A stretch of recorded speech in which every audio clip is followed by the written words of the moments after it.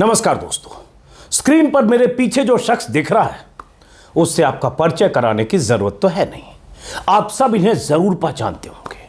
मोदी की सत्ता के परम चाटुकार श्री श्री श्री 108 अर्नब गोस्वामी जी। कहने को भाई साहब पत्रकार हैं, लेकिन मोदी और मोदी की सत्ता के लिए अपने चैनल पर सुबह शाम मुनादी करना ही इनकी पत्रकारिता का मूल तत्व है, या कहें तो मूल मंत्र है। इन्हें कतई मंजूर नहीं कि विपक्ष का कोई नेता मोदी की आलोचना करे। इन्हें कतई कबूल नहीं कि विपक्ष का कोई नेता इनके मोदी जी से सवाल करे। इन्हें मोदी जी में तो रब दिखता है, लेकिन विपक्ष में हमेशा खोट दिखता है। मोदी जी के लिए इनके पास हमेशा आरती के थाल हैं, लेकिन विपक्ष के लिए हमेशा खौलते सवाल है। मोदी जी जो सत्ता में है वो इनके लिए सत्यवादी राजा हरिश्चंद्र के वारिस हैं, सदी के महानायक हैं। और जो विपक्ष है वो सब के सब सदी के खलनायक हैं। कुल मिलाकर इसी कर्म को, जिसके पहले आप चाहें तो धत लगा सकते हैं ताकि सही शब्द बन जाए, यानी इसी धत कर्म को ये साहब बीते कुछ सालों से पत्रकारिता मानकर अपने चैनल पर परोसते रहते हैं।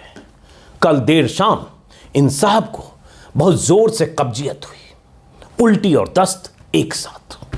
माफ करिएगा, फिर से मैं दस्त जैसे शब्द का इस्तेमाल कर रहा हूं, इससे बेहतर शब्द अभी अचानक मुझे मिला नहीं। तो साहब को कब्जियत इस बात को लेकर हुई कि इनके मोदी जी के, अडानी जी के साम्राज्य पर कुछ लोग, कुछ यूट्यूबर, विपक्ष के कुछ नेता लगातार सवाल उठा रहे हैं।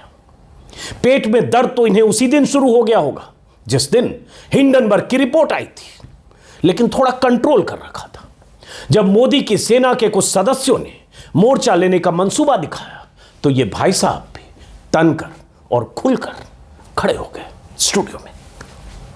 कल इन्होंने SEBI, ED, CBI, income tax सबकी जिम्मेदारी खुद ही लेते हुए अडानी साहब को क्लीन चिट देने का ऐलान कर दिया, कैमरों के सामने, स्टूडियो से। वैसे वो ऐलान क्या था? उल्टियां थी, चीख चीख कर की गई उल्टियां, स्टूडियो में खड़े होकर की गई उल्टियां। भाई ने चीख चीख कर कहा कि अडानी के खिलाफ हुई अंतर्राष्ट्रीय साजिश में देश विरोधी लोग कैसे शामिल हैं। दूध के धुले, दूध से नहाए और पाक साफ अडानी जी पर हमले देश पर हमले की तरह है।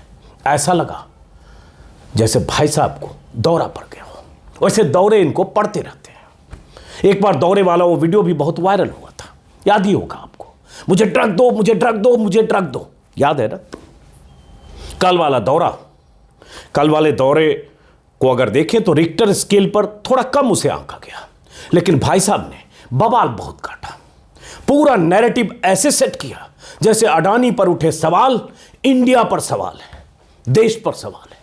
अपने चैनल के स्टूडियो से ऐलान कर दिया, the Adani crisis is over, the Adani crisis is over, Adani संकट खत्म।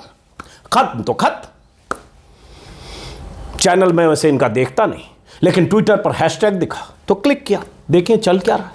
तो इनके वीडियो पर नजर पड़ गई, सोचा आज तो इन पर बात होनी ही चाहिए। भाई साहब ने कल ऐसा फैसला सुनाया कि लगा जैसे 5 जजों की बेंच की सिंगल यूनिट का नाम है अर्नब गोस्वामी। कर दिया ऐलान कि अडानी के मामले में सब कुछ चंगा है। ऐसे लगा जैसे अडानी ने भाई साहब के लिए इतनी पावर सप्लाई कर दी हो कि पूरा पावर हाउस लेकर स्टूडियो में डट गए। अडानी की आलोचना करने वाले यूट्यूबर से इन्हें परेशानी है। सबको खारिज करते हुए देश विरोधी साजिश का हिस्सा साबित करने की कोशिश करते रहे। अरे भाई मेरे, हिंडनबर्ग रिसर्च कंपनी की रिपोर्ट के बाद कुछ सवाल उठे हैं। दुनिया भर के अखबारों में खबरें छप रही हैं। अडानी के आसमानी ग्रोथ को लेकर कुछ गंभीर सवाल उठाए जा रहे हैं। विपक्ष लगातार संसद में हंगामे कर रहा है, चर्चा की मांग कर रहा है, जांच की मांग कर रहा है। अगर वो सारे सवाल बेमानी हैं, साजिश का हिस्सा है, तो यह फैसला कौन करेगा? स्टूडियो में बैठकर कोई गोस्वामी करेगा या फिर सेबी और दूसरी जांच एजेंसियां करेगी? मान लिया कि हिंडनबर्ग वाले संदिग्ध शॉर्ट सेलर हैं, अडानी को टारगेट करने के पीछे कोई बड़ा खेल हो सकता है। कुछ साजिशकर्ता भी हो सकते हैं। अडानी के शेयर को ऐसी रिपोर्ट के जरिए गिराकर पैसे कमाने का बड़ा प्लान भी हो सकता है। मान लिए सब, लेकिन ये सब पता तो जांच से ही चलेगा ना भाई साहब। लेकिन भाई साहब ने सारी जांच एजेंसियों की तरफ से अडानी को पहले ही क्लीन चिट दे दी और स्टूडियो से दे दी, कैमरों के सामने दे दी। गोस्वामी साहब ने कह दिया तो कह दिया, क्या जरूरत है अब सेबी, ईडी, जेपीसी या किसी और तरह की जांच की। अडानी पर सवाल उठाने वाले सारे लोग, विपक्ष के नेता चुप होकर घर में अब बैठ जाए, यही ये भाई साहब चाहते हैं। और यूट्यूबर, पता नहीं किन यूट्यूबर की ये बात कर रहे थे चीखते हुए, लेकिन इतना तो पता चल गया कि यूट्यूबर से इन्हें भाई साहब को बड़ी दिक्कत है। वैसे दिमाग में जब चाटुकारिता का ट्यूमर विस्फोटक रूप ले चुका हो तो यूट्यूबर से इतनी दिक्कत तो लाजमी है। एक वजह तो यह भी हो सकती है कि चैनल पर ऐसे लोग सत्ता की चापलूसी की जो कारपेट बिछाते हैं, जो गलीचे बिछाते हैं, उसमें कुछ यूट्यूबर छेद कर देते हैं। भाई साहब को फिर उसे रफू करना पड़ता है, पैबंद लगाना पड़ता है। पैबंद लगाना समझते ही होंगे आप। ये साहब और इनकी बिरादरी के लोग चाहते नहीं कि मोदी जी के लिए हर रोज बिछाए जा रहे चापलूसी के गलीचे में कोई छेद करे।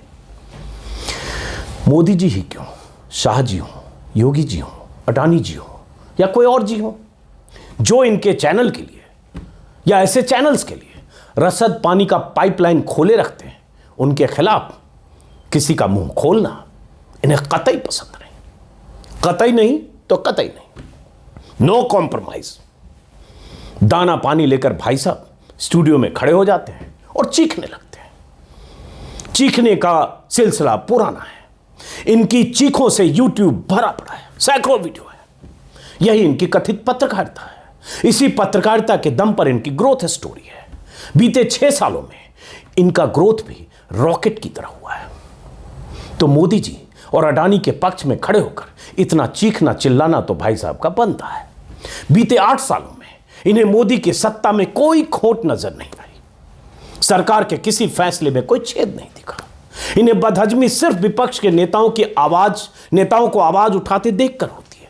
तुरंत पेट में गैस बनने लगती है और जुबान से वही गैस शब्दों की शक्ल में ताबड़तोड़ निकलने लगती है, तरह तरह की आवाजों के साथ।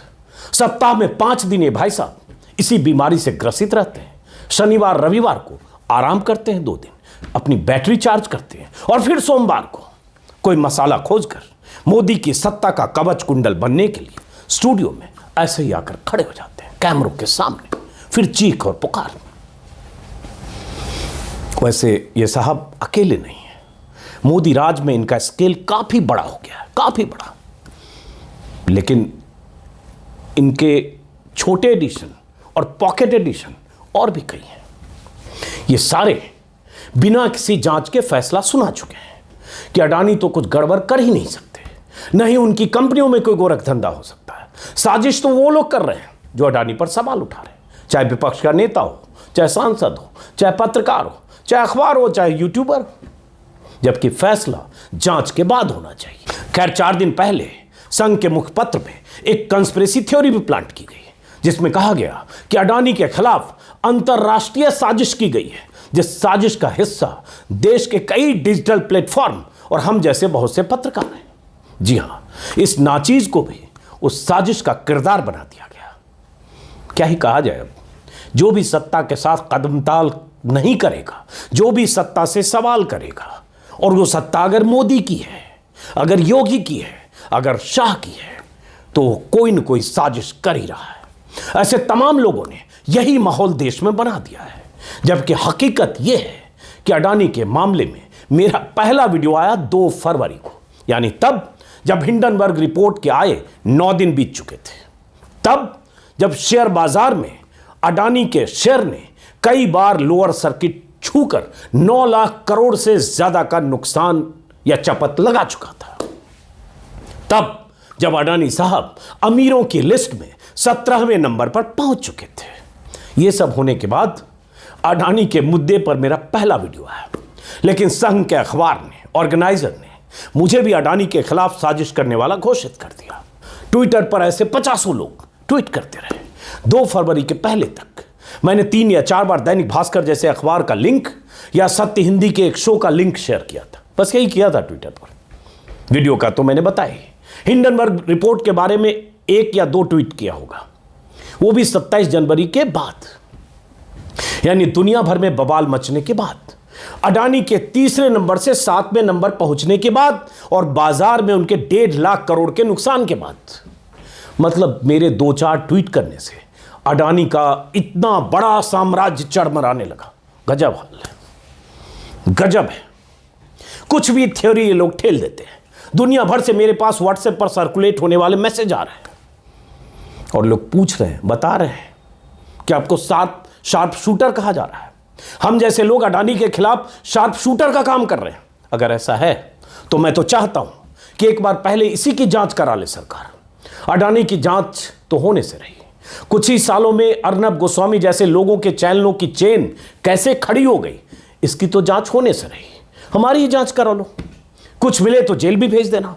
और क्या कर सकते हो, एक बार ये भी करके देख लो। रवीश कुमार के बारे में तो ट्विटर पर कुछ मोदी भक्त ये भी फैला रहे हैं कि एनडीटीवी से इस्तीफे के बाद, सुनिएगा गौर से, एनडीटीवी से इस्तीफे के बाद रवीश 1 महीने के लिए अमेरिका गए थे। अमेरिका यात्रा के दौरान रवीश कुमार ने 7 बार हिंडनबर्ग के न्यूयॉर्क स्थित ऑफिस में गए। 7 बार 2-2 घंटे की उनकी मीटिंग हुई और यह सब अडानी के खिलाफ साजिश के तहत हुआ। मतलब ये लोग कुछ भी फैला सकते हैं, व्हाट्सएप पर सर्कुलेट कर सकते हैं। कोई सिर पैर ना हो तो भी ऐसे फैलाएंगे कि आप मतिभ्रम के शिकार हो जाएंगे। हालांकि रवीश ने अपने अंदाज में इसका जवाब अपने वीडियो में दे दिया है, देख लीजिएगा। ये सब डराने और धमकाने का खेल है, क्योंकि इस दौर में ये सिस्टम, ये सत्ता नहीं चाहती कि हम जैसे लोग उनकी आलोचना करें, उनके खिलाफ कुछ बोलें, उनकी नीतियों पर कुछ बोलें, सरकार के फैसलों पर कुछ बोलें, हिंदू मुसलमान वाले नैरेटिव पर कुछ बोलें। बीते 8 सालों में देश में ऐसा माहौल तैयार कर दिया गया है कि मीडिया या तो दंडवत होकर मोदी के सत्ता के सामने रहे या फिर ईडी और इनकम टैक्स के छापों के लिए तैयार रहे। यही हाल विपक्ष का है। बीते 5-6 सालों में केंद्रीय एजेंसियों का इस्तेमाल सिर्फ और सिर्फ विपक्ष के नेताओं के खिलाफ हुआ है। जैसे बीजेपी की सरकारों में सब गंगा नहाए हुए गंगा पुत्र हैं, कहीं कोई गड़बड़ी नहीं है, 100% राम राज्य है। ऐसा इसलिए भी है क्योंकि उन्हें पता है कि हिंदू मुसलमान के एजेंडे पर लाकर देश की बड़ी आबादी को अपने पक्ष में रखा जा सकता है, बुनियादी मुद्दों से उन्हें दूर रखा जा सकता है। महंगाई, बेरोजगारी से लेकर तमाम जरूरी सवालों से जनता को दूर रखने की कवायद में उन्हें कामयाबी मिल सकती है और मिल जाती है जब चुनाव होते हैं, क्योंकि मीडिया का पूरा तंत्र उनकी इस मुहिम का हिस्सा होता है। लेकिन इसका मतलब ये तो नहीं कि हम नहीं बोले, मुंह नहीं खोले, मोदी जी की शान में कसीदे पढ़ते रहे, हिंदू मुसलमान वाले नैरेटिव को आगे बढ़ाते हुए उनके लिए गलीचे बिछाते रहे, कारपेट बिछाते रहे, पादुका पूजन करते रहे। ना, ये तो नहीं होगा। देखा जाएगा जो होगा, लेकिन ये तो नहीं होगा कि हम भी उन जैसे बन जाएं जो मोदी जी की सत्ता को पसंद है। वैसे भी मेरा हौसला, मेरी ताकत आप जैसे दर्शक हैं। आपके बूते ही हम जैसे लोग अपनी आवाज बुलंद रखते हैं और मैं आपको भरोसा दिलाता हूं कि बुलंद रखूंगा। फिलहाल इस वीडियो को खत्म करते एक अपील करता हूं कि आप हमारी ताकत हैं, आप हमारी हौसला अफजाई करते हैं। चैनल को आप सब्सक्राइब करेंगे, शेयर करेंगे, लोगों तक पहुंचाएंगे ताकि मेरी बात दूर दूर तक पहुंचे। फिर मुलाकात होगी किसी और वीडियो में। और मैं बार बार कहता हूं कि सरकार की बेचैनी हम जैसे लोगों को लेकर इतनी है या हो रही होगी, पेट में इतनी तकलीफ होगी कि आने वाले समय में अगर कुछ ऐसा हो जाए जिसकी आशंका कभी कभी लगती है तो कोई आश्चर्य नहीं होगा। फिलहाल नमस्कार, जो होगा देखा जाएगा।